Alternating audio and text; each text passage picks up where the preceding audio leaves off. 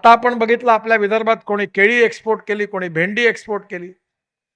हे जे यशस्वी उदाहरणं आहेत त्यांच्या अनुभवातून शिकून आपण नेहमी एक वाक्य असं एक म्हण नेहमी लक्षात ठेवतो की थोर महात्मे होऊन गेले चरित्र त्यांचे पहा जरा, आपण त्यांच्या समान व्हावे हाच सापडे बोध करा. आज आपण महात्मा ज्योतिबा फुले यांना अभिवादन केलं.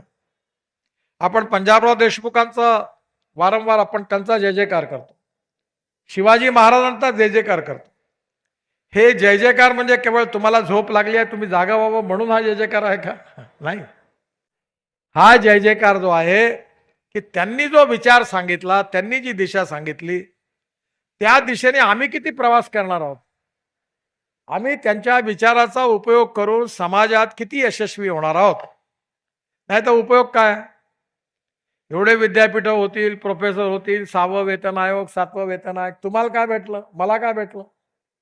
जर आम्हाला याचा फायदा होणार नसेल, आमचा एकरी सोयाबीन 15 क्विंटल 20 क्विंटल होणार नसेल, आमचा एकरी ऊस 100 टन होत नसेल, तर या रिसर्च ऑर्गनायझेशनचा आणि विद्यापीठाचा आम्हाला काय उपयोग आहे?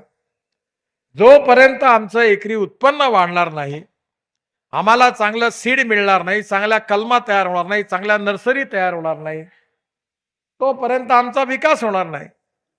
आणि म्हणून सरकारच्या योजना खूप आहेत. आणि म्हणून फार्मर प्रोड्यूस कंपन्या या कॅटलिस्ट आहेत.